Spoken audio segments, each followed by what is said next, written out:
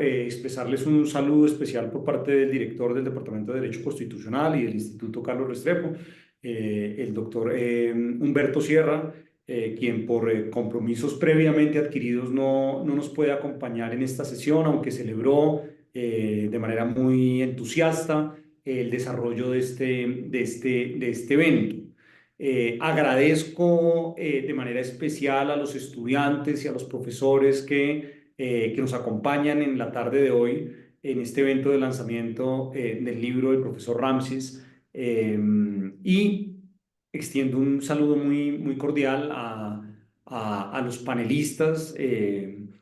debatirán acerca de los principales contenidos de este libro, a Antonio López Castillo, quien es profesor de la Universidad Autónoma de Madrid y director de la tesis que se presenta, a Carlos Ayala Corao, profesor de Derecho Constitucional de la Universidad Católica Andrés Bello y expresidente de la Comisión Interamericana de Derechos Humanos y también vicepresidente de la Comisión Internacional de Juristas,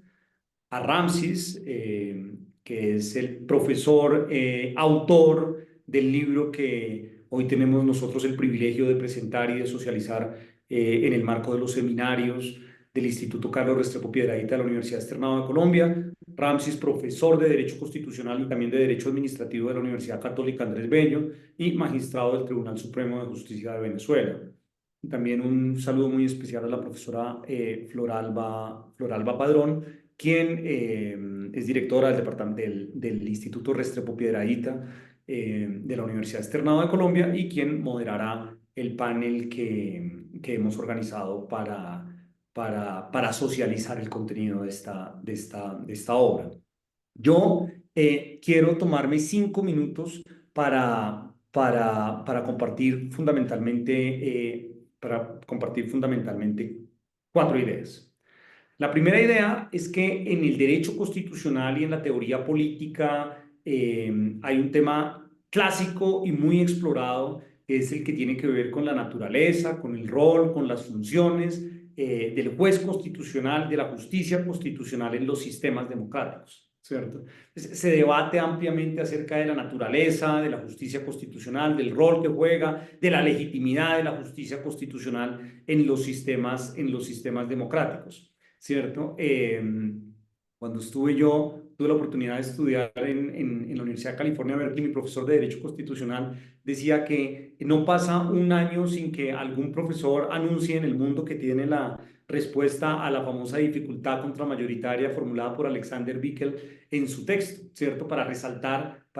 que este sí que es un lugar común en los estudios de derecho constitucional y de teoría política, ¿cierto? El rol de las Cortes Constitucionales y de la justicia constitucional en los sistemas democráticos. Sin embargo, y esta es mi segunda idea, hay un tema muy contemporáneo y muy poco explorado que tiene que ver con el rol de la justicia constitucional y las funciones de las Cortes Constitucionales en los sistemas y en los regímenes autoritarios. Pareciere que el rol de las Cortes Constitucionales, el rol de los jueces constitucionales en los sistemas autoritarios es un tema subestudiado, ¿cierto? Y es lamentable que sea subestudiado porque a nivel global existen latentes riesgos de autoritarismo, ¿cierto? Leyendo la tesis de Ramsés, que como lo tendremos la oportunidad de revisarlo a profundidad, presenta un maravilloso estudio de caso sobre el sistema venezolano, ¿cierto? Lo cierto es que inmediatamente saltan a la mente de todos los lectores que esos riesgos de autoritarismo están latentes en todos los continentes. Entonces, en América Latina tenemos un creciente populismo de izquierda en muchos países. En Europa del Este y en Rusia tenemos sistemas que globalmente se califican como illiberal democracies, como democracias iliberales, ¿cierto? En China y en buena parte de los países asiáticos con tendencias socialistas, estamos presenciando lo que la BBC denomina un market leninismo, ¿cierto? Un mercado leninista, ¿cierto? En el Medio Oeste, pues estamos bajo el dominio de regímenes iliberales y en África pululan las democracias débiles y el autoritarismo, ¿cierto? Entonces, pareciera que el crecimiento, el auge, la consolidación de regímenes autoritarios es un fenómeno que está presente en todos los continentes, que está presente en todos los continentes y pese a la creciente tendencia de consolidación de regímenes autoritarios, el rol del juez constitucional en estos contextos es un tema subestudiado, es un tema subestudiado, ¿cierto? Yo creo que con ello podemos resaltar tal vez una de las primeras grandes virtudes del trabajo de Ramses, y es que es un trabajo que de manera importante contribuye a la literatura acerca del rol del juez constitucional y de la justicia constitucional, no en las democracias, sino en los regímenes autoritarios, sino en los regímenes autoritarios. Y justamente, y esta tal vez sería la tercera idea, en los contextos de regímenes autoritarios, lo cierto es que las cortes constitucionales y los jueces constitucionales pueden jugar fundamentalmente dos roles, ¿cierto? Pueden jugar de un lado un rol de peón del régimen, ¿cierto? Esto es órganos de defensa de los regímenes autoritarios, componentes centrales de las estrategias de legitimación, como por ejemplo es el caso de China, ¿cierto? Y en estos contextos de los regímenes autoritarios, donde las cortes juegan ese rol, existen pues riesgos o existen características de la naturaleza de las funciones que cumplen esas cortes y que cumplen esos jueces constitucionales como órganos de defensa de regímenes autoritarios, ¿cierto? Entonces los jueces constitucionales se convierten en mecanismos de control social, ¿cierto? De represión social, pero de otro lado también en herramientas de legitimación mediante la apariencia de instituciones democráticas que ejercen control, pero también dispositivos de control frente a los integrantes mismos del régimen, pero a su vez también medios para asegurar algún margen de confianza institucional para los actores económicos. Sobre esto, un reciente estudio de Ginsburg muestra cómo los regímenes autoritarios tienden a preservar al menos formalmente las instituciones judiciales justamente para asegurar, o con uno de los objetivos, y esto es con muy buenos insumos de estudios empíricos constitucionales comparados, con el fin de asegurar márgenes de confianza institucional por parte de actores económicos y particularmente de inversionistas extranjeros, ¿cierto? Pero también las cortes en estos contextos se convierten en foros para tomar decisiones políticamente costosas por parte de las autoridades del régimen. Pero de otro lado, y tal vez con mucho de ilusión constitucional, de optimismo constitucional, pues pareciera que las cortes constitucionales y los jueces constitucionales deberían estar llamados a actuar como órganos de resistencia democrática, ¿cierto? A actuar como órganos de resistencia democrática. Y allí sí que resulta interesante pensar en cómo, si bien tradicionalmente los jueces constitucionales o a la idea del juez constitucional se asocia una noción de control contramayoritario, ¿cierto? Como en los regímenes autoritarios,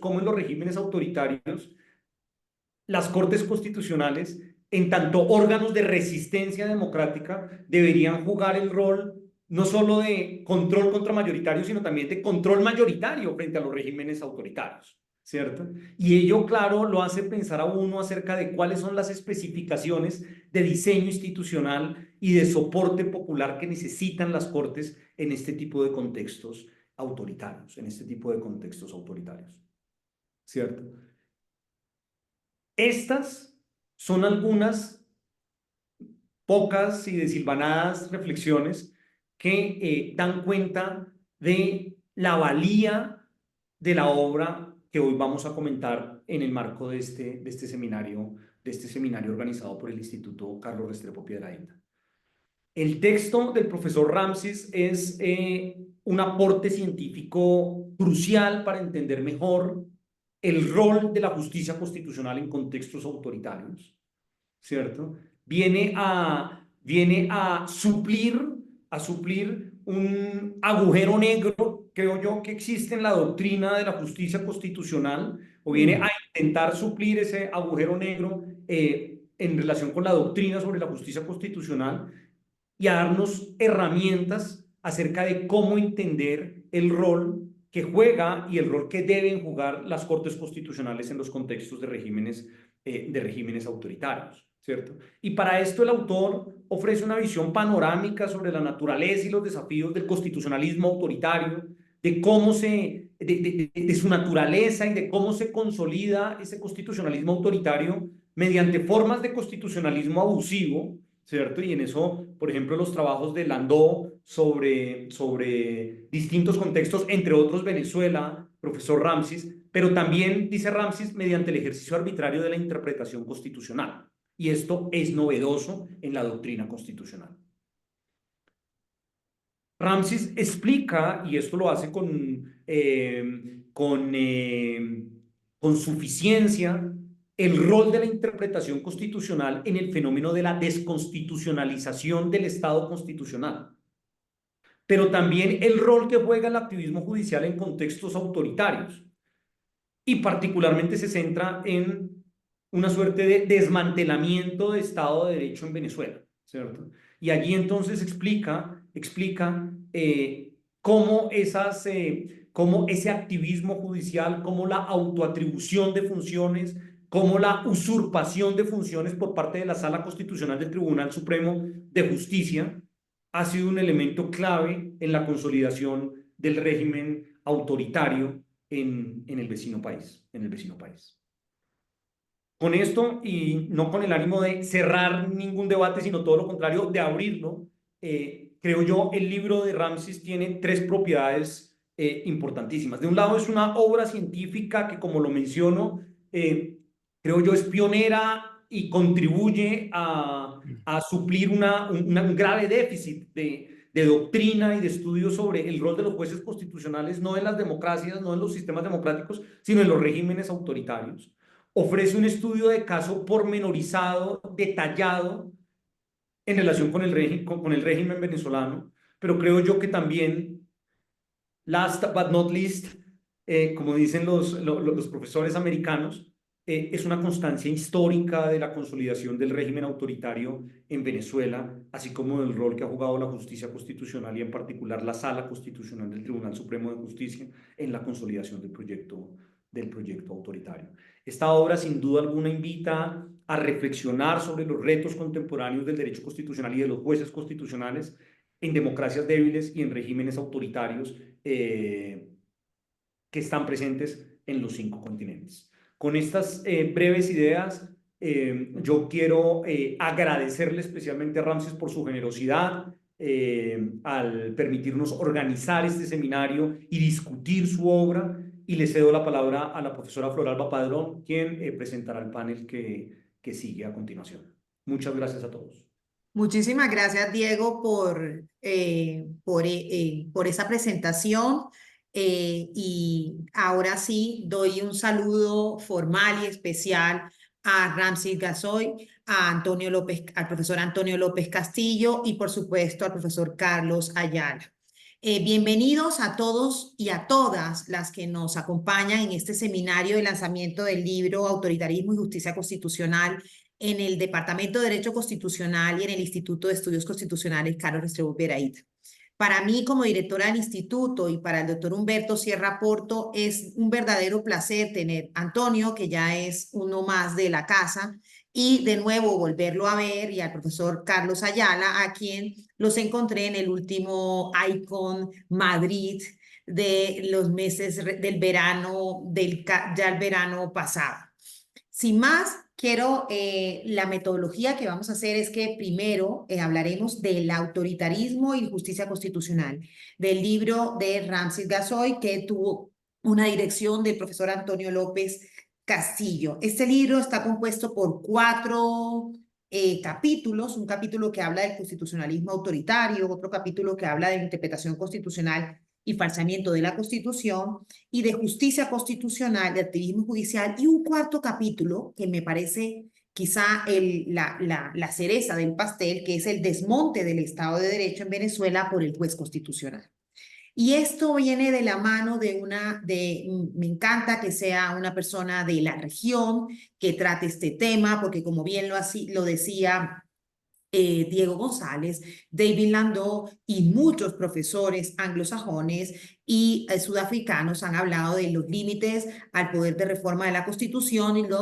la problemática que tenemos en la región. Así que me encanta que sea una persona de América Latina, que esté trabajando estos temas, que nos duelen y que son tan comunes a todo nuestro entorno constitucional. Y que hablemos de los límites que vengo también de la mano del poder, de la límites al poder de reforma, a propósito de el doctorado honoris causa que le otorgó la Universidad Externado al profesor Manuel Aragón, en el que el profesor Manuel Aragón también hablaba de la importancia de establecer los principios estructurantes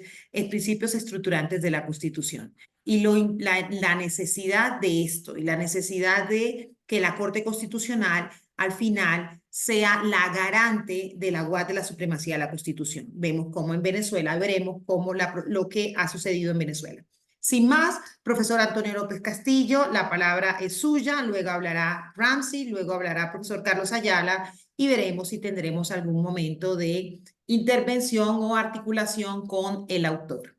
Antonio, buenas noches para ti.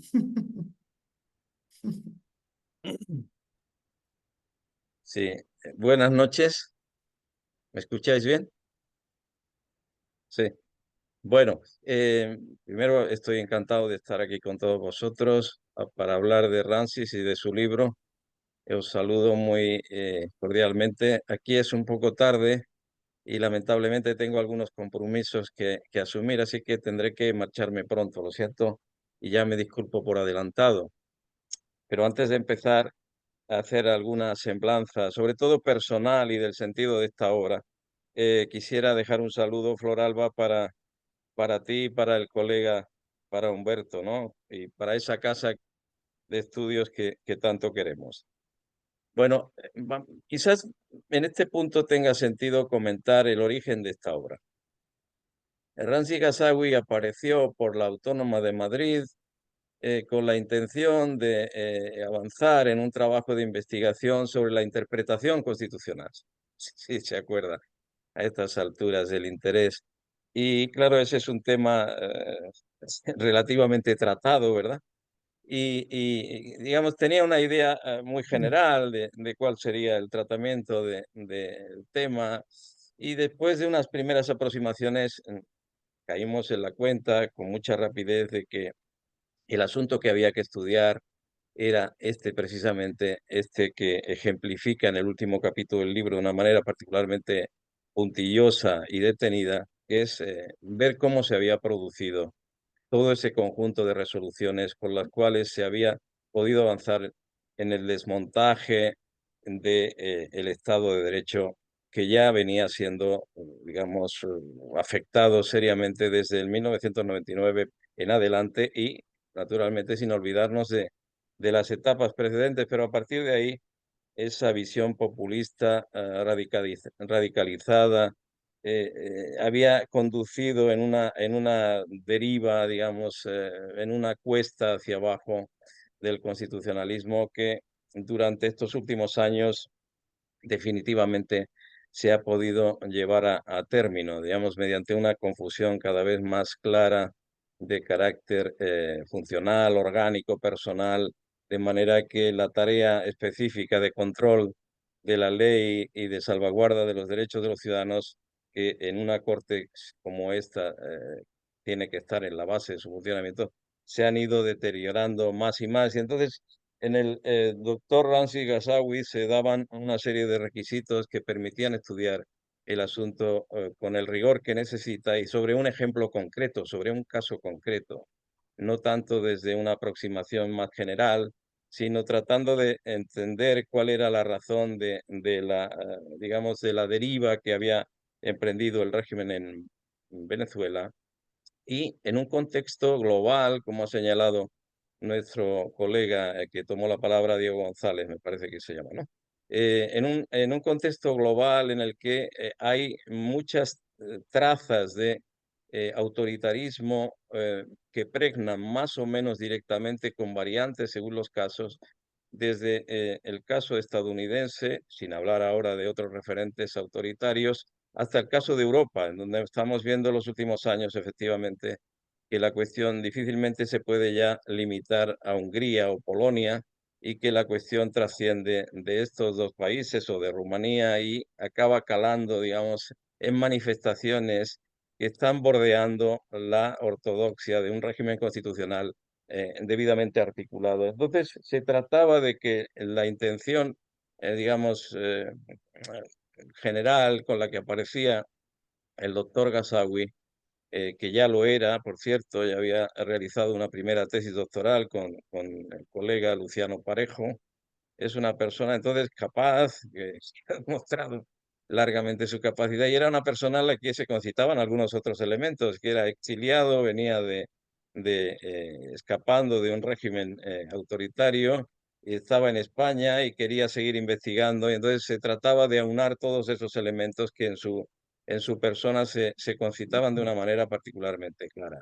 Y efectivamente, el mérito de este trabajo, que también tiene sus defectos, lógicamente, pero que no vamos ahora a comentar nosotros, el mérito de este trabajo está en poner de manifiesto ese enfoque necesario para entender debidamente cuál es la descomposición,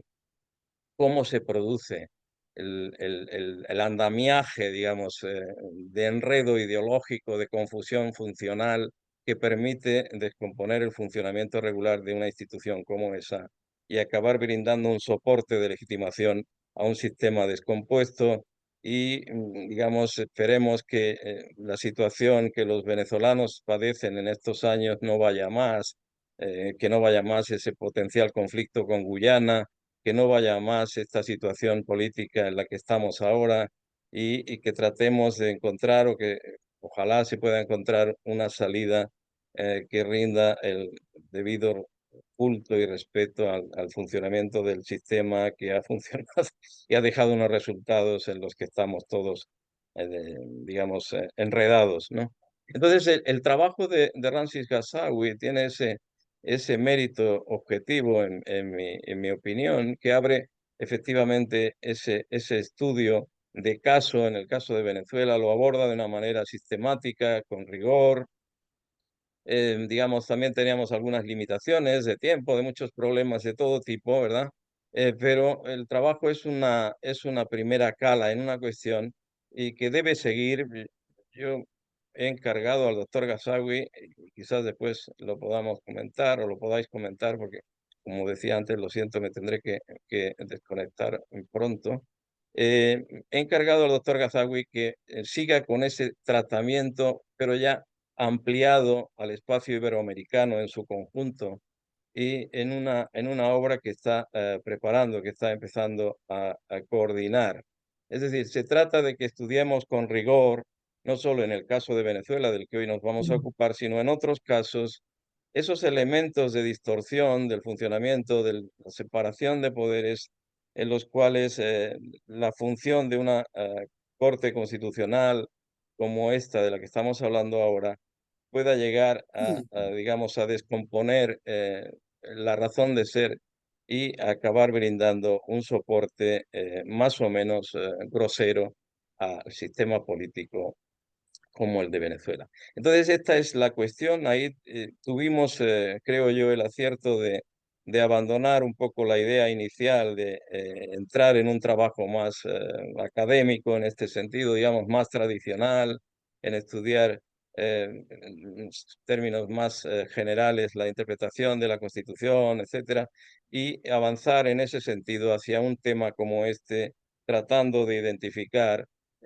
un modelo de estudio que yo creo que entonces detrás del mérito objetivo de la obra, de la tesis doctoral que ha sido antes de ser este libro estupendo, pueda marcar, digamos, una pauta para avanzar en el tratamiento, más allá del caso de Venezuela, como decía, de otros casos más o menos similares. Las diferencias son naturalmente notorias, pero los problemas o las tensiones, las pulsiones autoritarias están siempre latentes. La politización de la jurisdicción es siempre un riesgo y en Europa se está viendo de una manera notoria. Es decir, hay elementos que trascienden lo conspicuo saliente de un caso concreto, como es el venezolano que se analiza, y que permiten, creo yo, lo veremos en los próximos años, quizás más pronto que tarde, que permiten analizar desde este tipo de enfoque otros sistemas constitucionales de la región, y no necesariamente solo de la región, pero sí, desde luego, en todo caso, para poner también en este sentido en contexto el desenvolvimiento, digamos, la descomposición del sistema de justicia constitucional en Venezuela. Y tengo que despedirme de una manera muy precipitada, lo siento realmente, pero tengo un compromiso que atender en Madrid en media hora, y vivo un poco en las afueras de la ciudad, así que tendré que marcharme. Querida Floralba,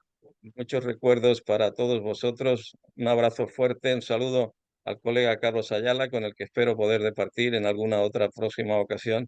y un abrazo, Rancis, muy fuerte, y enhorabuena por tu libro estupendo. Muchas gracias. Muchas gracias, Antonio. Mucha suerte y por favor ten cuidado en la carretera. Muchas gracias. Le damos las gracias al profesor Antonio López Castillo, catedrático de Derecho Constitucional de la Universidad Autónoma de Madrid y amigo del Departamento de Derecho Constitucional y del Instituto de Estudios Constitucionales Carlos Restrepo Piedrahíta.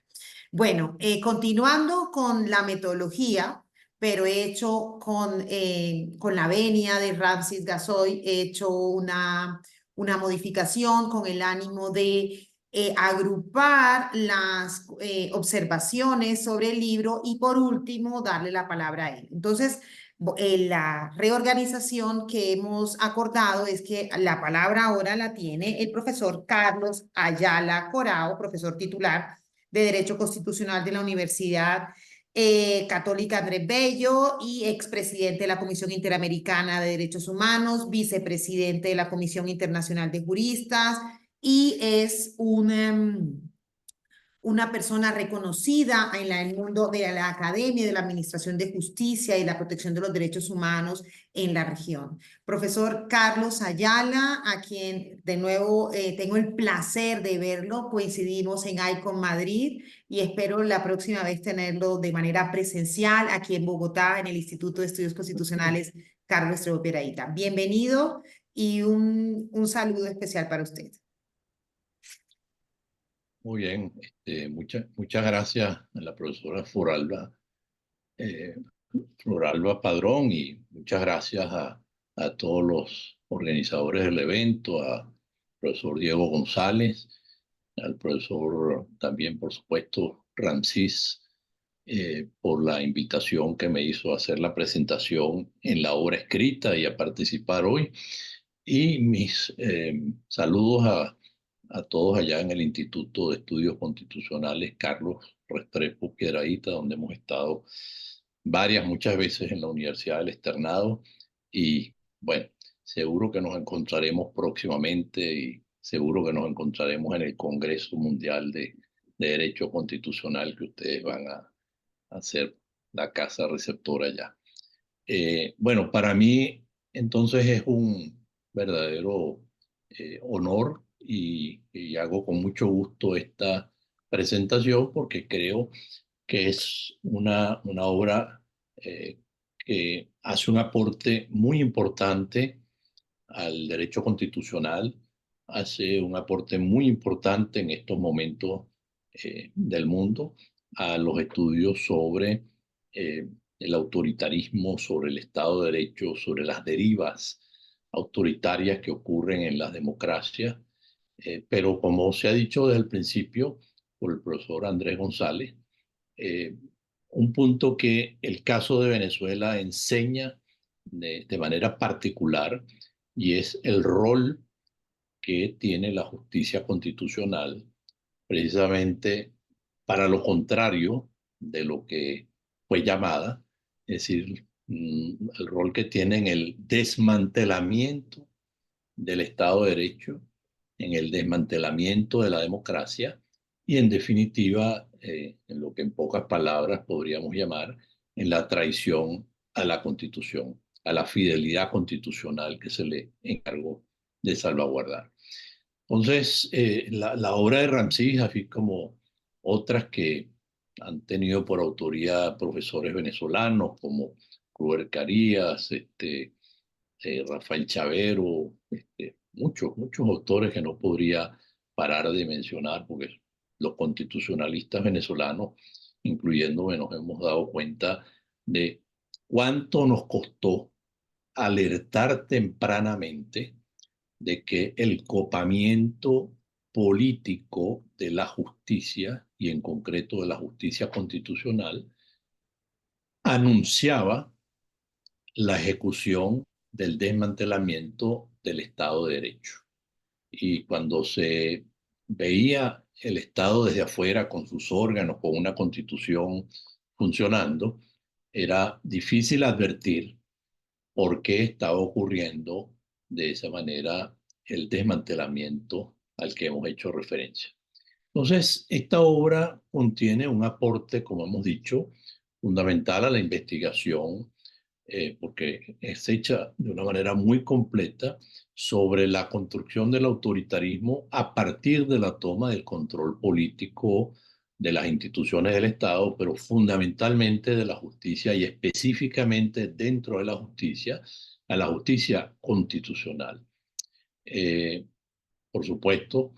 desde un punto de vista doctrinario, nunca se imaginaron, pues, ni los padres de la Constitución americana, pero mucho menos Marshall, desde que dictó su famosa sentencia Marbury versus Madison, y un siglo después, mucho menos Kelsen, cuando articula en Europa una teoría de la jurisdicción constitucional, que esa justicia constitucional podría ser utilizada algún día en algún país o en algunos países para destruir la propia constitución. Ciertamente es un modelo que hay que estudiar porque se trata de un nuevo autoritarismo del siglo XXI. Y una nota identificadora muy importante es que estos populismos autoritarios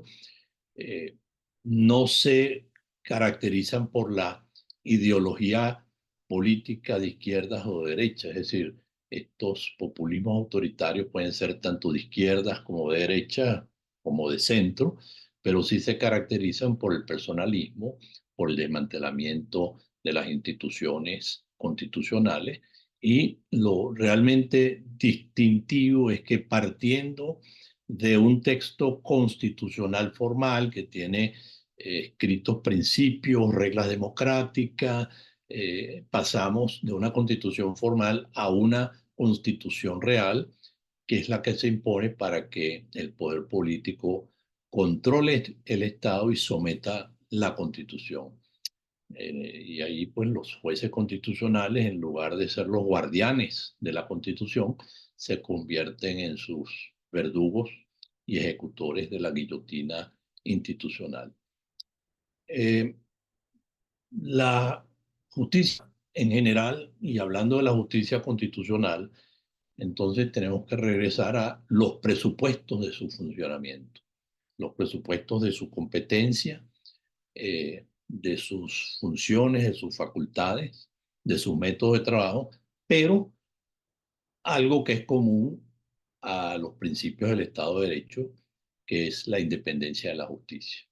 Uno de los principios o de los pilares fundamentales de un Estado de Derecho va a ser la independencia de la justicia, independientemente de la forma de gobierno parlamentario, presidencial, donde el legislativo y el ejecutivo tienen más o menos separación de poderes.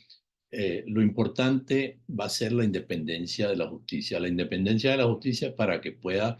controlar el poder, por un lado, juzgar al poder sin presiones externas. Es decir, la independencia del juez individual, la independencia de la justicia como institución.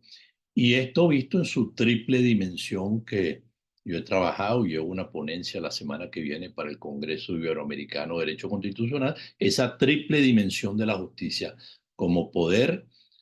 independiente en un Estado de Derecho y en una democracia, en la Carta Democrática Interamericana, elemento esencial de la democracia, como derecho de toda persona a una protección judicial efectiva por jueces independientes en los instrumentos y tratados sobre derechos humanos. Y en tercer lugar, la dimensión de la justicia como el juez y su derecho a ser independiente y la protección del juez en su estabilidad y frente a presiones externas. Entonces, ese presupuesto necesario de la independencia judicial, precisamente, son fundamentales, y esta tesis así lo demuestra, porque de lo contrario se configura una patología constitucional que afecta sustancialmente al sistema constitucional en su totalidad. Entonces, me llama la atención la contribución que el autor desarrolla en el libro de cómo este modelo autoritario, en el que los jueces no tienen independencia, ya que están al servicio de los poderes políticos y no de la Constitución, se convierte en una labor validadora del poder absoluto en un doble sentido. Por un lado, al darle un nihil obstat a la arbitrariedad de los poderes públicos, incluidos poderes como no solamente los grandes poderes públicos, sino policía, Fuerza Armada, grupos de poder fáctico como crimen organizado, grupos económicos, y al mismo tiempo garantiza la impunidad frente al delito. Entonces, esto se convierte también pues, en una deformación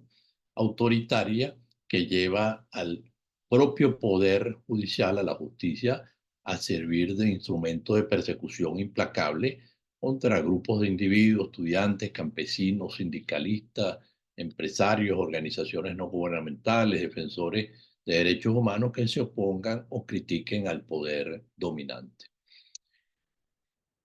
Es importante decir que la toma del control político de la justicia en Venezuela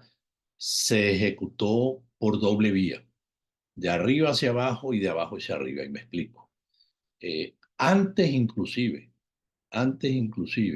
de entrar en vigencia la nueva constitución, la Asamblea Constituyente dictó unos decretos constituyentes interviniendo a la justicia, creando una comisión de investigación judicial con facultades discrecionales para remover jueces por unas causales tan laxas como que sus sentencias, siendo jueces de instancia, hayan sido revocadas por tribunales superiores, unas causales laxas como falta de moral, y con unos procedimientos de remoción prácticamente express.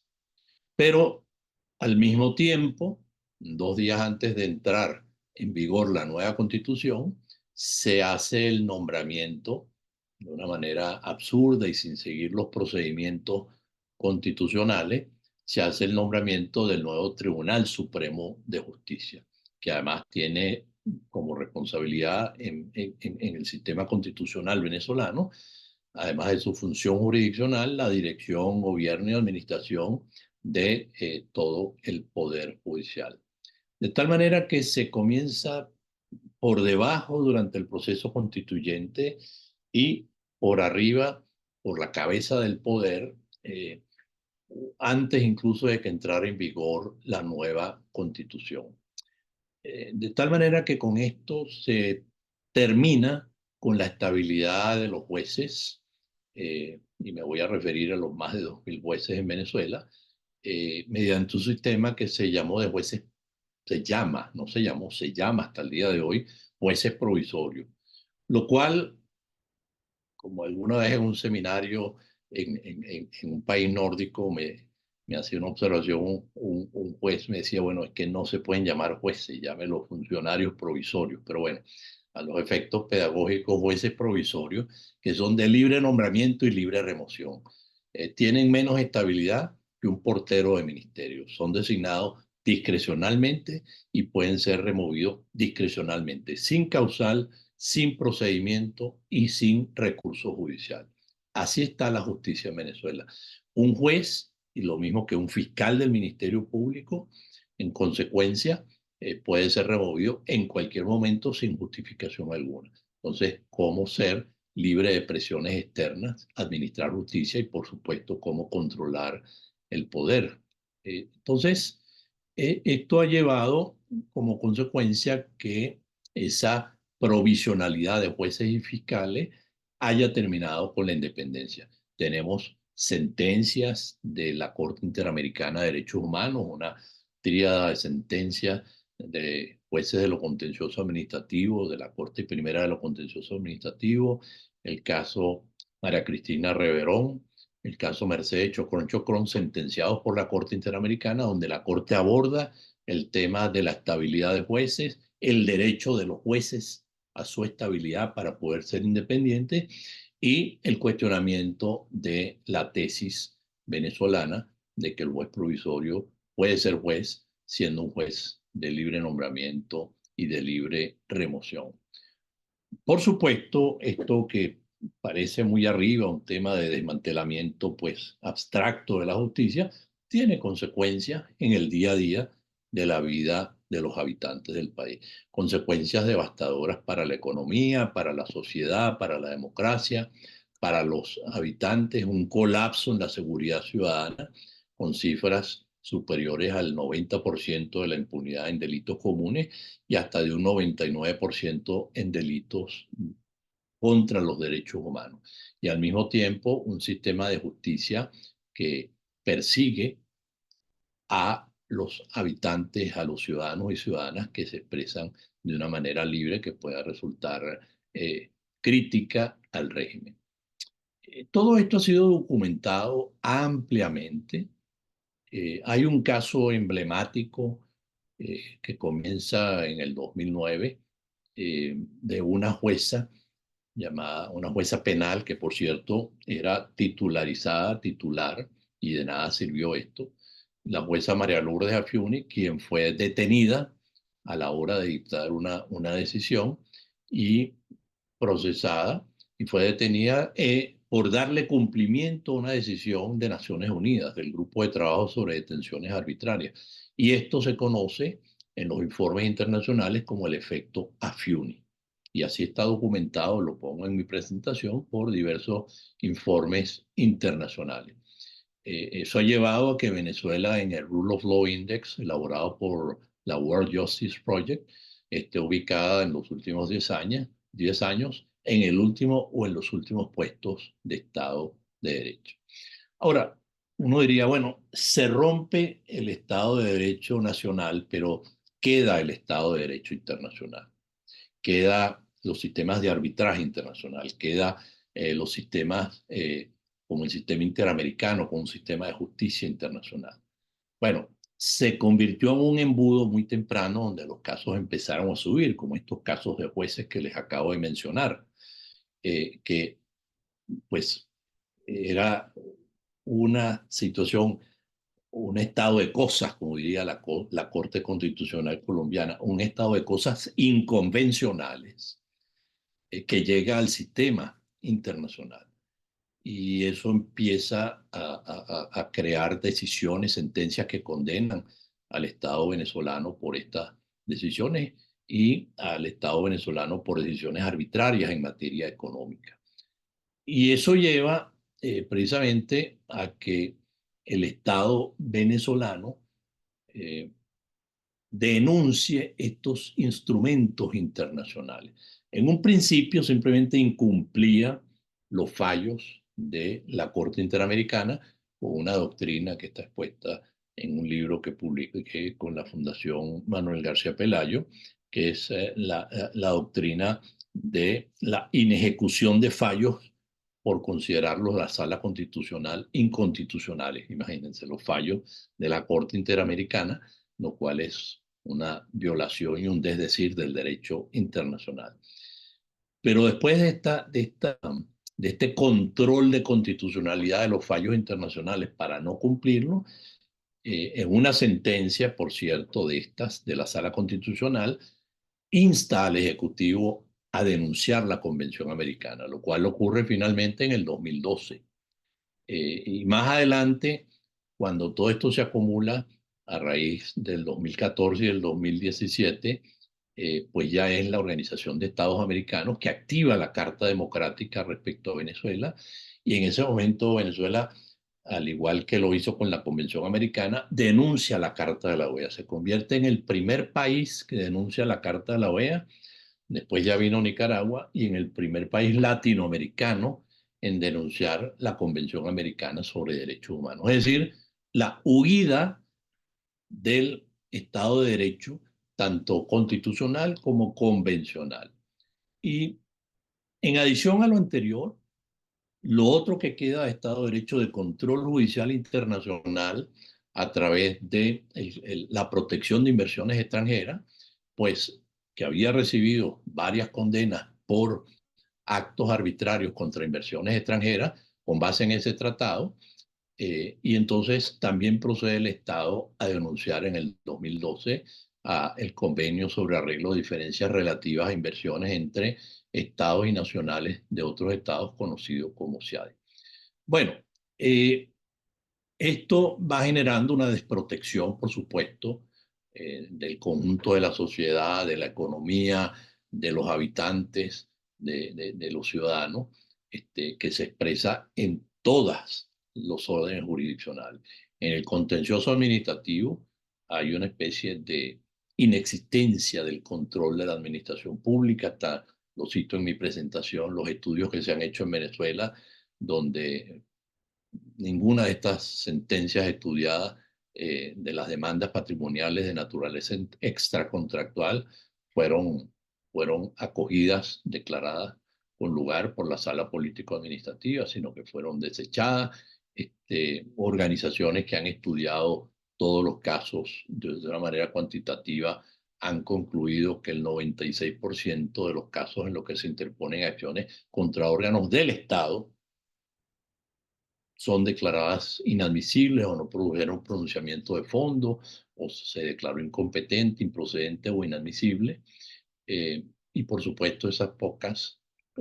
porcentajes son relativos a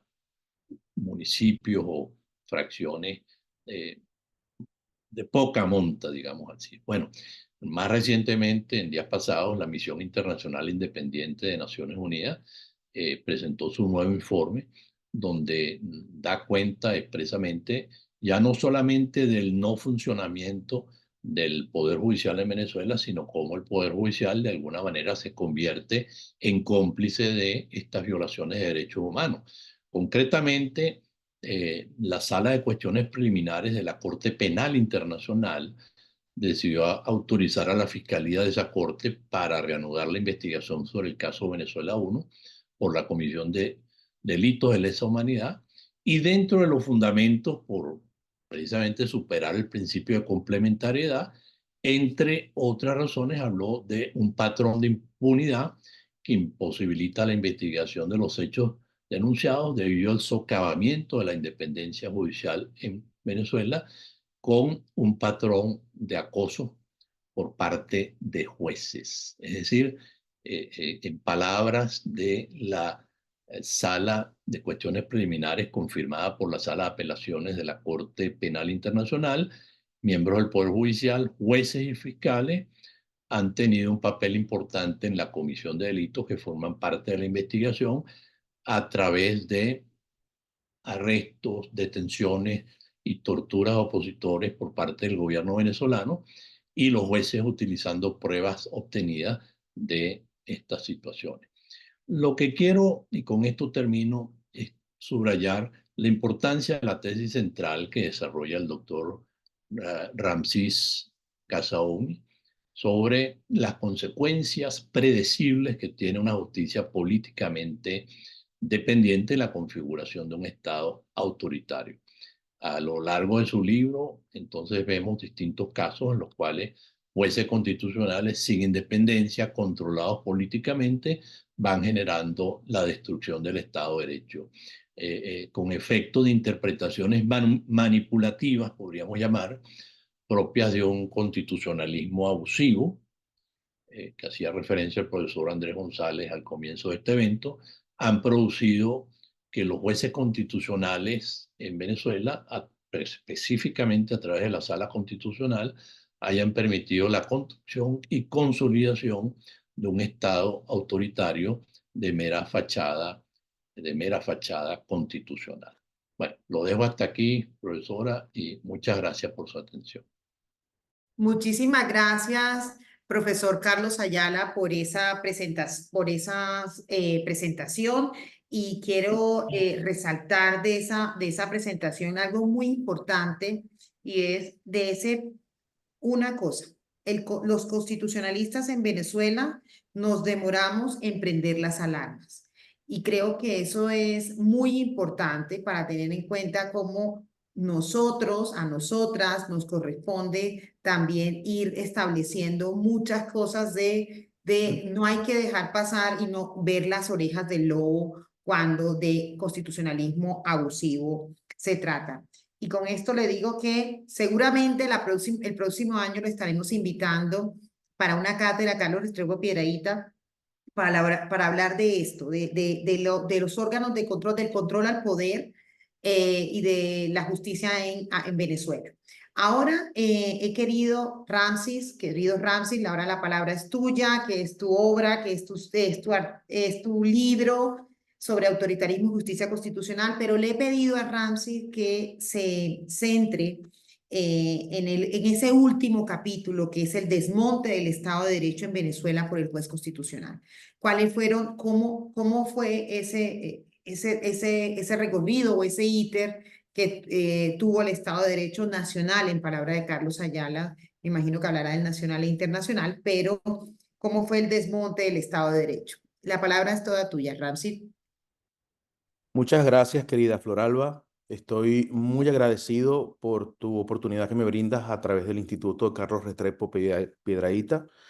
A mi querido amigo Diego Andrés González por su generosidad también en organizar este evento de la presentación de mi última obra. Al querido maestro Antonio López Castillo y sin duda a Carlos Ayala, profesor, amigo, paisano, que tanto ha conocido y tanto ha manejado estos temas. Su experiencia es muy grande en los temas referidos a la judicatura, al Poder Judicial, al nombramiento de magistrados. Su experiencia tan vasta en comisiones de elección de ministros, magistrados en el mundo entero, lo califican pues para esta misión que hoy le encomendé. Gracias, Carlos, por tu generosidad y tu cariño hacia mí. Bueno, el libro, como dijo Antonio López, es un libro que tiene su inicio en una tesis doctoral que defendimos el año pasado en la Universidad Autónoma de Madrid. Yo venía, como dijo Antonio, con una idea sobre la interpretación constitucional, realizar una especie de visión doctrinal general, pero siempre vinculándolo con el tema Venezuela en cuanto a esas interpretaciones manipulativas que hacía la Sala Constitucional del Tribunal Supremo venezolano para desmontar el Estado de Derecho. Antonio me ofreció que, a pesar de que en Venezuela, y como lo dijo Carlos, yo diría que el paladín de todo que ha demostrado desde hace más de 20 años, yo diría 25, 30 años, lo que está pasando en Venezuela, desde el punto de vista no solamente de la justicia constitucional, sino de la justicia administrativa, me refiero al profesor Alan Bruguer Carías, ha trabajado tanto estos temas, y el propio Carlos Ayala también. Yo dije, bueno, yo quisiera mostrar también al mundo ya una visión, y los que han leído el libro, los que han tenido la oportunidad de verlo, desde una visión ya no solamente jurídica, sino también política. De hecho, en el capítulo 1, y voy a narrar someramente un poco lo que se trató el capítulo 1, trato desde el punto de vista jurídico, pero también político, mostrar lo que es el tema que creo yo que hoy día gravita en torno a lo que es el derecho constitucional, y es el desmontaje, más allá del tema de la erosión democrática que tratan muchos autores, Toshner, Landó, Ginsberg, que aquí nombró Diego. Es un tema que, como dije, gravita en el desmontaje del Estado de Derecho. Es el socavamiento del Estado de Derecho. Lo que uno encuentra, por ejemplo, en países como Hungría, como Polonia, como Turquía, como Rumanía, el propio, sin ir muy lejos, El Salvador, Bolivia, Ecuador, Venezuela. También, en cierto modo, algunas pinceladas en Colombia. Uno lo que ve es una especie de tratar de desmontar el Estado de Derecho para manejarse quizás el gobierno de turno de una manera más flexible, o yo diría como de manejarse de una manera o ponerse un ropaje que lo deje manejarse de una manera, como dije, flexible, pero al mismo tiempo tratando de mantenerse en el poder. Entonces, en el primer capítulo yo lo que hago es analizar estos casos del exterior, en el derecho comparado, y trasladarlo a Venezuela. Y es donde yo más o menos pongo en ese primer capítulo un análisis de lo que es el constitucionalismo autoritario en Venezuela y traslado las características propias del constitucionalismo autoritario de Venezuela y se dan. De hecho, en el primer capítulo yo lo que hago es decir que la patología del constitucionalismo abusivo es la misma cara o es otra cara de la moneda que conforma el constitucionalismo autoritario y que conforma la erosión democrática. Ahí me apoyo, lógicamente, en elementos como la partidocracia, producto de la crisis de la representación en Venezuela a finales de los años 80 y 90, producto del ascenso del régimen chavista. Hablo también del populismo creciente, las características propias del populismo, y un detalle muy especial que gravita en torno a nuestra región, que es el militarismo propio del caudillismo que encontramos en nuestros países, en la gran generalidad de países de la región. Ya en el capítulo 2, para ir avanzando un poco más rápido, para aterrizar en lo que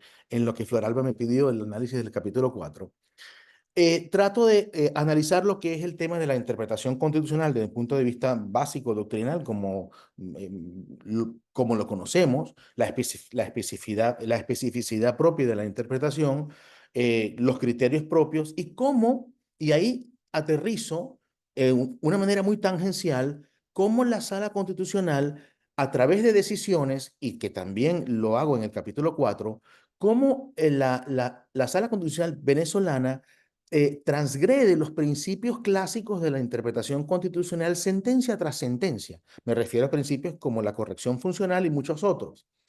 Al mismo tiempo, en ese capítulo, refiero lo que es la mutación constitucional, pero no la mutación constitucional como la conocemos propiamente como un elemento propio de la doctrina constitucional o de la teoría de la Constitución y trasladada, lógicamente, al derecho procesal constitucional y a la justicia constitucional, sino como un elemento perturbador de lo que es el Estado de Derecho cuando se utiliza esa mutación o esa interpretación mutativa o también lo que llamo en el libro la interpretación mutativa y evolutiva, que muchas veces, como sabemos, no tiene rasgos que den a conocer que sea una interpretación, valga la redundancia, dañina, la utiliza justamente la Sala Constitucional para desmontar ese Estado de Derecho y desmontar instituciones y desmontar una serie de cuestiones que voy a analizar en el capítulo 4, que es el último capítulo, que es el grueso del libro, donde realmente se plantea una serie de decisiones escogidas,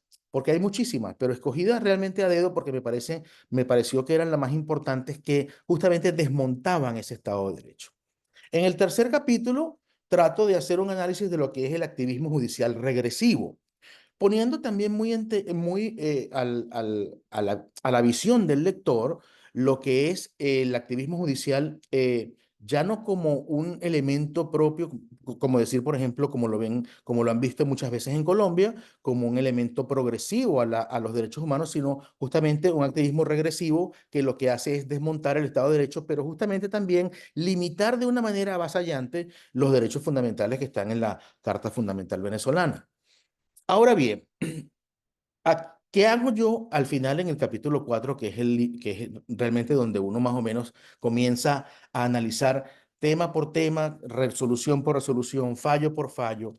lo que hace la justicia constitucional y también en cierto modo la justicia administrativa, porque también doy algunas pinceladas de la justicia administrativa ahí?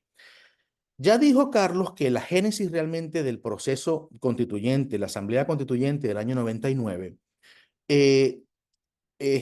creó una comisión de reestructuración judicial en donde cesaban a los jueces titulares, colocaban a jueces a dedo, sin ningún tipo de concurso. Recordemos que en Venezuela los jueces tienen que participar en concursos. Por cierto, me adelanto a decir que los concursos de Venezuela tienen muchísimos años que no se hacen. Y se colocan justamente jueces a dedo, jueces nombrados de manera discrecional y con ese carácter que dijo Carlos, carácter provisorio, carácter temporal, que hace que, pues, que los propios jueces, y el caso Afiuni, que se refirió Carlos Ayala, es quizás el más emblemático, en donde una jueza penal dicta una decisión en contra de una persona, otorgando una medida de sustitución que sacaba de la cárcel a una persona que que no era amigo propiamente del régimen ni de Chávez, y este señor se va de Venezuela. Chávez se entera y en una cadena de radio y televisión dijo, yo quiero que esta jueza le caigan 30 años de prisión. Y a las 2 horas estaban buscándola en su casa la policía política. Esto es un caso muy emblemático que, como dijo Carlos, llegó a instancias internacionales y tiene esos visos, como dijo Carlos, de doctrinas Fiune o lo que es realmente el caso Fiune como una vulneración a la independencia judicial, una vulneración al principio de la separación de poderes y una vulneración a la estabilidad que tienen que tener los jueces, porque lógicamente pensemos en una espada de Damocles que tiene un juez para poder sentenciar cuando no tiene ningún tipo de estabilidad. Luego que la Comisión de Reestructuración del Poder Judicial nombra a estos jueces, viene el nombramiento de una nueva Corte Suprema de Justicia, ahora llamada por la nueva Constitución Tribunal Supremo de Justicia. La gran pregunta que uno debe hacerse es cómo el régimen chavista de entonces cooptó la Sala Constitucional y, mejor dicho, más allá, el Tribunal Supremo de Justicia. Bueno, en primer lugar, lo que hizo fue nombrar magistrados sin cumplir los procedimientos establecidos en la Constitución. Cuando se nombran magistrados, o sea, hay un concurso bastante completo, un concurso de oposición, donde interviene un comité de postulaciones judiciales que está integrado por miembros de la sociedad civil y de las universidades, facultades de derecho, colegios profesionales de abogados, y hacen una especie de lista que va a la Asamblea Nacional. Quizás un error de la Constitución, y quizás Carlos me corregirán por lo que voy a decir, un error de la Constitución es darle la palabra final al cuerpo de la Asamblea, a la Cámara de Diputados, para que ellos decidan de esa lista quién va a ser quiénes van a ser los integrantes del Tribunal Supremo de Justicia. Y muchos casos, desde quizás del año 2000 en adelante, 2000, sí, justamente 2000 en adelante, encontramos que hemos conocido que muchas de estas listas donde formaban parte personas de cierto nivel eran sacadas de estas listas y ponían al final en la sesión plenaria, decidían prácticamente a dedo, a través justamente de su vinculación con el partido de gobierno, quién iba a ser magistrado del Tribunal Supremo de Justicia. Y esto fue repitiéndose cada 6 años, cada 12 años, cada 10 años. Ya en el 2010 comenzaron algunos jueces del Tribunal Supremo a ser incómodos al régimen. Habían unas que otras cabezas que no gustaban al régimen en cuanto a cuando sus ponencias no eran contrarias a la administración, por ejemplo, en la justicia administrativa o en algún caso de la justicia constitucional. Y se utilizaba el mecanismo de la jubilación forzada, le pedían la jubilación forzada a un juez, que lamentablemente tenía que aceptar sí o sí, o sencillamente se removía utilizando el proceso de remoción de magistrados del Tribunal Supremo que está en la Constitución, a través de una especie de juicio político donde interviene el poder ciudadano venezolano y se removía. El caso de Franklin Arrietty, del magistrado Arrietty, es un caso emblemático también. Luego, la Sala Constitucional fue desmontando poco a poco o socavando las bases del Estado de Derecho y sobre todo socavando las instituciones y justamente también los elementos propios del Estado de Derecho. Y voy a poner varios ejemplos. En primer término, Y quizás es lo más emblemático que conocemos. Como sabemos, en el 2015 la Asamblea Nacional, el Congreso venezolano, es asumido por fuerzas de oposición con una mayoría de 2/3. Al régimen no le gustó que esta mayoría de 2/3 la tuviera fuerzas de oposición, y enseguida, a través de la justicia electoral, también cooptada por el régimen del momento, eh, a través también del fiscal general, en aquel entonces era la fiscal general, una señora, Luisa Ortega. A través de ella se hizo una acción en donde varios diputados electos no fueron reconocidos como electos como tal, y hubo una especie de recurso contencioso electoral en donde no dejaron tomar posesión a estos tres diputados, precisamente de lo que llamaban la jurisdicción indígena electoral. Esto hacía que la fuerza de oposición no llegara a conseguir las 2/3 partes de la mayoría calificada, justamente para nombramientos de fiscal general, justamente para nombramiento de los rectores o los directivos del Consejo Nacional Electoral, justamente también para el nombramiento de los magistrados del Tribunal Supremo de Justicia. Luego de esto, se hizo una especie de batalla del régimen y del Tribunal Supremo de Justicia contra el Poder Legislativo, tratando de socavar todas las competencias que tenía el poder legislativo, desde el punto de vista del control político, del control que le da la propia Constitución al Poder Legislativo para controlar el régimen en este sistema de checks and balance que tenemos en nuestros países, y anulaba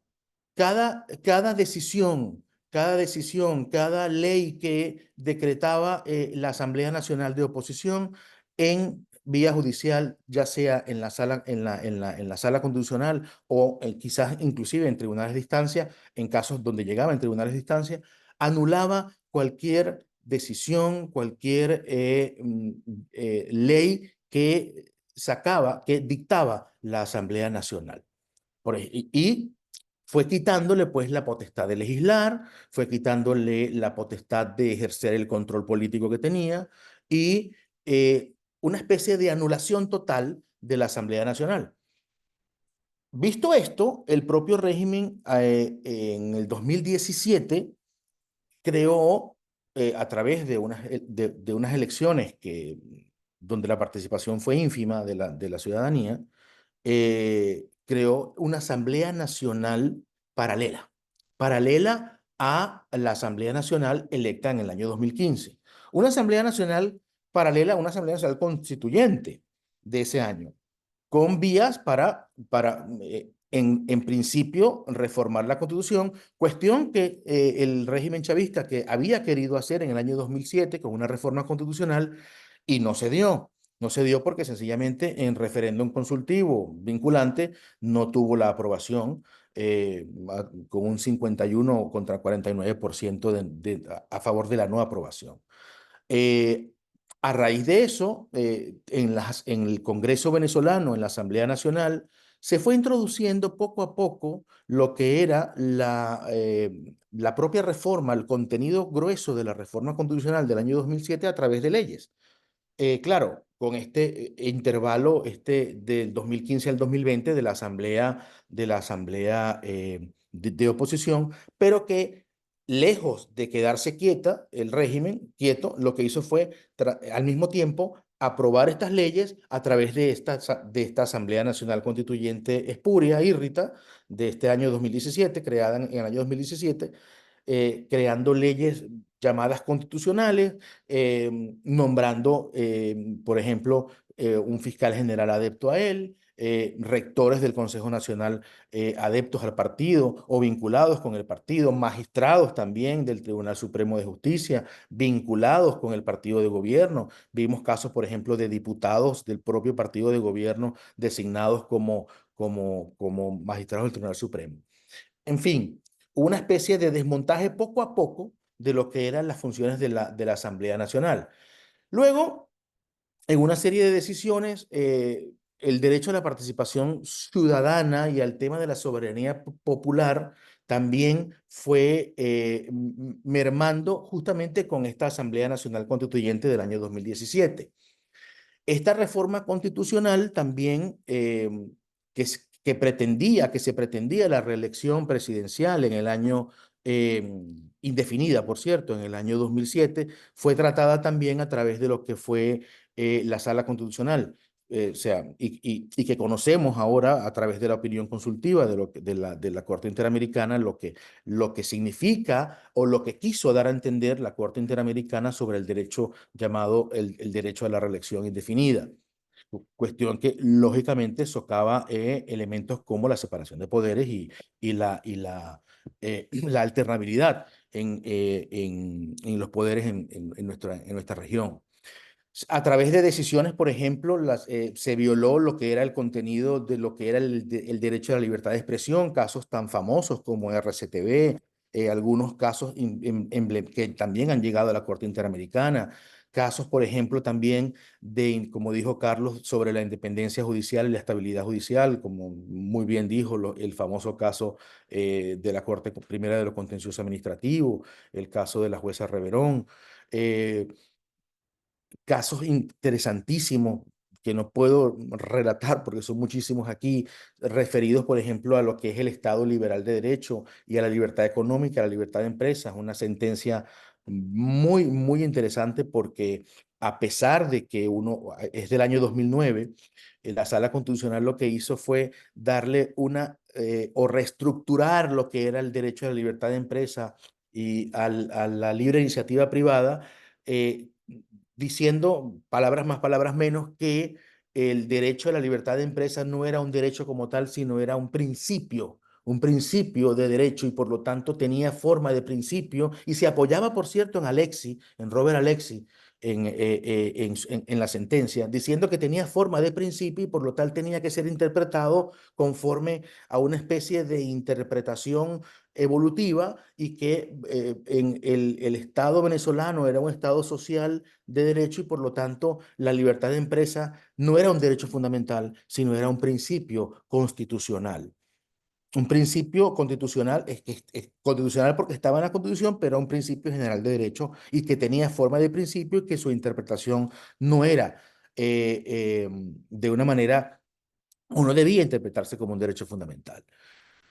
Otra sentencia muy, muy emblemática, que es del año 2008, una sentencia que lo que hizo fue desmontar lo que era la descentralización territorial en Venezuela, una sentencia donde se le quitó a los estados las competencias que tenían en Venezuela sobre materias de puertos, aeropuertos, y donde eran los estados realmente donde podían conseguir recursos económicos para su subsistencia.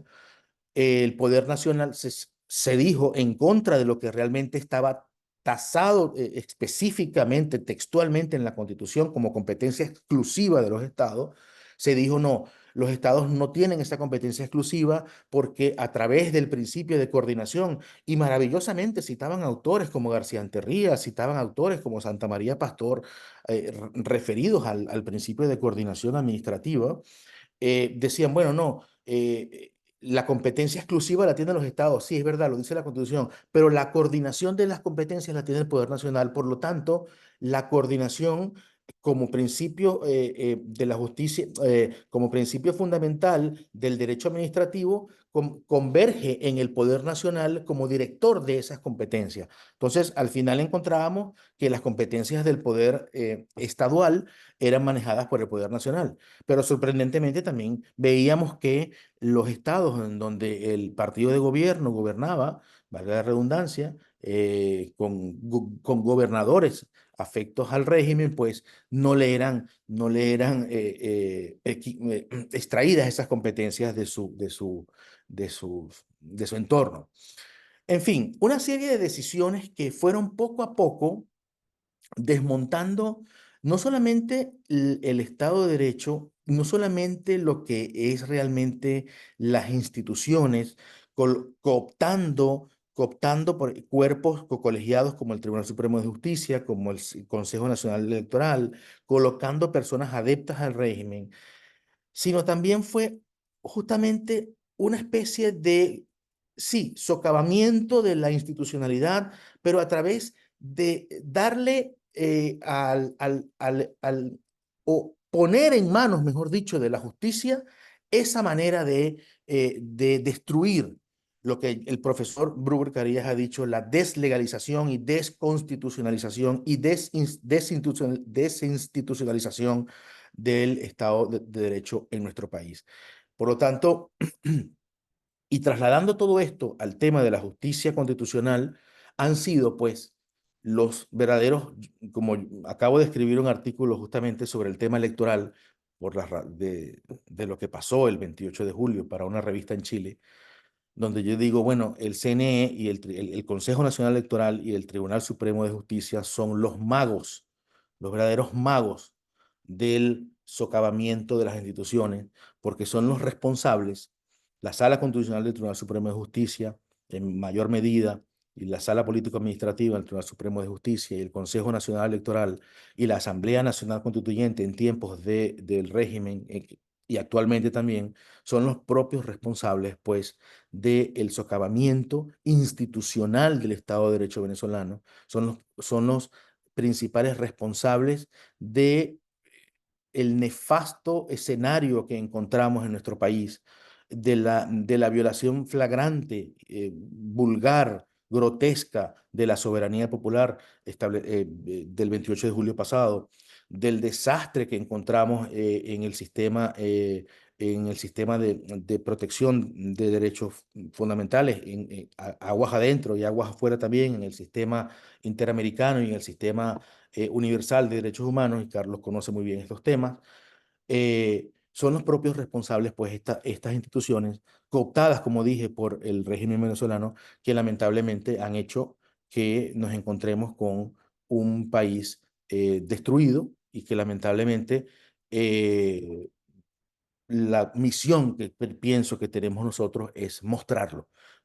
como lo ha hecho muchos juristas venezolanos, como lo ha hecho el propio Carlos Ayala, como lo ha hecho el profesor Bruber, otros constitucionalistas venezolanos, otros juristas venezolanos, pero quise hacerlo de esta manera porque aquí pongo en cuenta no solamente el origen realmente de cómo la justicia constitucional comenzó a manejar estos temas y este socavamiento a que me refiero y esta erosión del Estado de Derecho, sino que también hago una especie de aproximación política a las razones por las cuales se dieron. Yo agradezco muchísimo a todos y bueno, estoy a su disposición para responder cualquier cuestión. Gracias, Floralba. Racing, pues muchísimas gracias por esa presentación, por la presentación y dar esos elementos de cuáles han sido los elementos del desmonte del Estado de Derecho en Venezuela. Y me quedo con esa frase final que dijiste, que la Sala Constitucional, el Consejo Superior, el Tribunal Supremo, al final han sido los responsables del socavamiento del Estado de Derecho en Venezuela y lo que ha revestido de constitucionalidad o de apariencia de constitucionalidad las decisiones que ha adoptado el Poder Ejecutivo y el Poder Legislativo en Venezuela. Pues en realidad, lo que uno se pregunta es cuando el muro de contención, pues los abusos en el constitucionalismo, o cuando nos pensábamos quién controla o quién debe ser el defensor de la Constitución, nos imaginábamos, bueno, listo, la mayoría presente en los congresos, pero si la mayoría presente en los congresos no está, pues tenemos un poder contramayoritario que termina siendo los jueces constitucionales. Y la importancia de que los jueces constitucionales sean un muro de contención. Pero los gobiernos se dieron cuenta que podían apropiarse de los jueces constitucionales, que podían involucrarse en la elección de quienes conforman los jueces constitucionales y empezar a desmontar ese muro de contención que son, en teoría, los tribunales constitucionales. Y entonces uno aquí dice, ¿y ahora quién podrá salvar el Estado constitucional o cómo reconstruir el Estado constitucional venezolano después de lo que pasó en julio, que lo estamos viendo, que todo el mundo está atónito y que al final pues estamos pues a la expectativa de lo que va a pasar, de lo que está pasando en Venezuela. Ya creo que lo de julio ya es absolutamente la cereza de, efectivamente, esto ya no es ni apariencia de constitucionalidad, cuando las elecciones están, pues cuando no han dado todavía los resultados de las elecciones porque no hay unos resultados que puedan avalar el mantenimiento del gobierno venezolano en el poder. No sé, Ramsey, no sé, profesor Carlos Ayala, si usted quiere hacer alguna pequeña intervención o si alguien del público, profesores, nos acompañan, Ramsey, profesor Ayala, profesoras y profesores del Departamento de Derecho Constitucional. También veo aquí muchos colegas, imagino, Ramsey, que son colegas también venezolanos, personas que, estudiantes, nuestros auxiliares de investigación y monitores del Departamento de Derecho Constitucional. No sé si alguien quiere tomar la palabra, si el profesor Carlos Ayala quiere reaccionar frente a alguna cosa y ahí sí damos por... pero yo sí quisiera aprovecharles a los dos y decirle, la guerra de Ucrania afectó, también está relacionada, o yo lo encuentro relacionado con esa mirada un poco tenue de Estados Unidos, porque al final necesitamos el petróleo que está en Venezuela, necesitamos tener, pues ese ya no sería el problema ya no es América Latina, el problema se desenfoca para otro lado y ahora el problema de Gaza también abre otro escenario y ya Venezuela deja de ser un problema que no es del primer orden, sino que ya está en la lista de problemas mundiales, pero no el principal problema en la región. Entonces veo si para ustedes eso significó como esa, no queremos mirar para el sur y allá ustedes arreglen su problema, pero ¿cuál es para ustedes, cuál puede ser la salida? ¿Qué podemos hacer? ¿Qué debemos hacer desde la comunidad internacional, desde la academia, para ayudar a poner esto más en lo que nos duele Venezuela y lo que ha pasado con el Estado constitucional venezolano? Doctor Alba, yo puedo hacer un primer comentario breve, si te parece, en reacción a tu comentario. Bueno, siendo una actividad que estamos llevando a cabo con base en la Universidad del Externado en Bogotá, Colombia, aunque hay participantes en varios lugares del mundo. Bueno, la primera cuestión que me surge es vacunarnos contra el autoritarismo, vacunarnos contra el populismo autoritario. Es decir, estos son como los espejitos que dicen que traían los españoles en la conquista y que con ello engañaban a más de un indígena, enseñándole los espejos, aunque ya sabemos que muchas culturas indígenas de nuestro continente eran de un avance superior a los europeos. Pero esto de dejarse engañar, por ejemplo, con un Estado benefactor,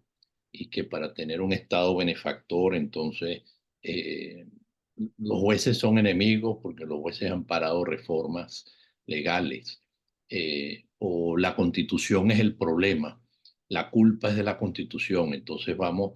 a dictar una nueva Constitución, pero con el dictado de la nueva Constitución viene una especie de poder constituyente absoluto, como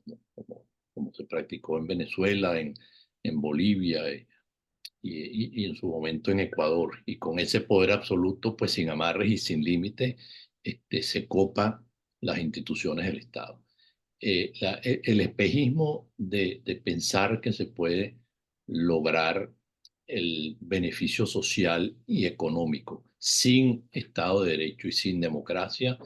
en América Latina ha resultado un desastre. Y yo creo que la desgracia de los venezolanos y de Venezuela debe servir a partir de la frontera que está recibiendo generosamente esa cantidad de venezolanos que cruzan para poder sentir libertad y para poder comer. Es decir, la promesa del beneficio social y económico se convirtió en un Estado que primero era el que daba la comida o daba el bono, pero lo daba condicionado ideológicamente a un Estado que quebró y que ya no puede ni siquiera sostener esos programas sociales que además están, como todos sabemos, llenos de corrupción. Entonces, no hay atajos, no hay salidas fáciles. Los estados tienen que construirse con unas democracias vitales, con unos poderes públicos, con un sí desafío de las tesis, de los partidos, de la participación ciudadana y con el respeto y promoción de los derechos humanos. Pero en América Latina yo creo que viendo a Venezuela, y muchas veces en las campañas electorales sale a relucir el tema y a veces se trata de utilizar también por las derechas contra las izquierdas, etcétera, etcétera. Es decir, sí a la democracia, sea de izquierda o de derecha, que respetan las instituciones, pero mucho cuidado con pensar que las instituciones y el Estado de Derecho es una excusa para desmantelarlo y con ello pretender que llegamos al paraíso. Las experiencias nos dicen que sin Estado de Derecho no vamos a tener Estado social ni Estado de Derecho. Entonces, a los hermanos colombianos, pues esto que llamamos ahora el populismo autoritario de derechas, porque en América Latina estamos viéndolo surgir por la derecha y por la izquierda, y como yo dije, ya no es un tema ideológico, sino pura y simplemente populismo autoritario, tener mucho cuidado de que hay que preservar las instituciones, porque una vez que se pierden, es mucho más difícil recuperarlas. Entonces, ¿cómo recuperarlas? Bueno, ese es un reto. Tú planteabas el tema de la mirada de Estados Unidos. Bueno, sí, efectivamente el mundo está envuelto no en una, en varias guerras. Además de la de Ucrania está la del Medio Oriente, están todos esos conflictos que hay regionales y algunos nacionales. Colombia tiene sus propios conflictos, etcétera, etcétera. Pero indudablemente que Venezuela está en un estado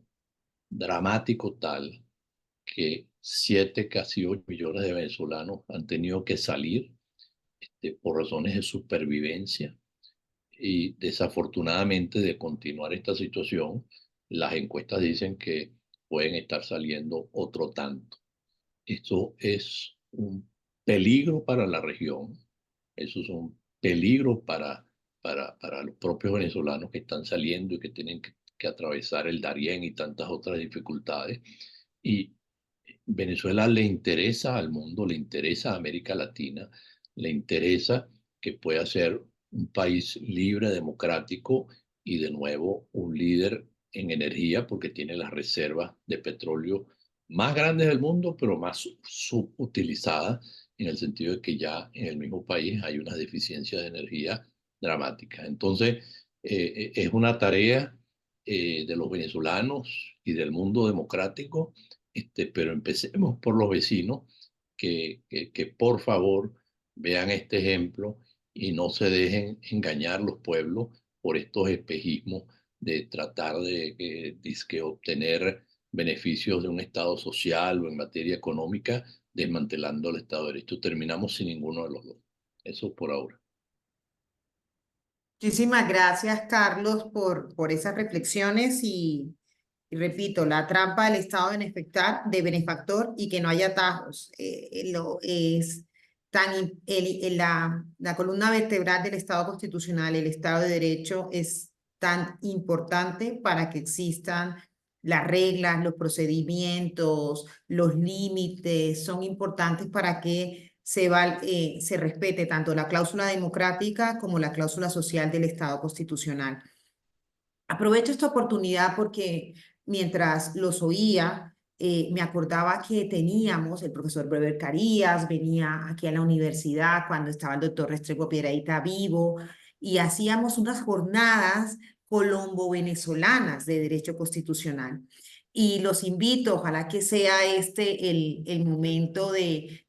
volver a retomar esas jornadas colombo-venezolanas de derecho constitucional y hablar estos temas que son muy comunes a nuestros estados constitucionales, pues tanto a Colombia como a Venezuela, y que tenemos que aprender de eso que desafortunadamente les está pasando a ustedes para ver cómo les ayudamos y para que nosotros ojalá no repitamos esa historia. Sin más, les agradezco a todas las personas y profesores que nos han acompañado. Ramsés Gazoy, profesor Carlos Ayala, un placer. Espero de verdad volverlos a ver, ojalá en el Congreso Mundial de Derecho Constitucional en el año 2026, pero como eso es en 2 años, pero espero verlos el próximo año en la cátedra Carlos Restrepo Piedrahita a ambos para hablar del control al poder. Muchísimas gracias Sí, será. y Muchas gracias. nos vemos en la Gracias. próxima Gracias, cátedra Carlos Restrepo Piedrahita. Un abrazo. Chao. Gracias. Hasta luego, muchas gracias. Chao, chao.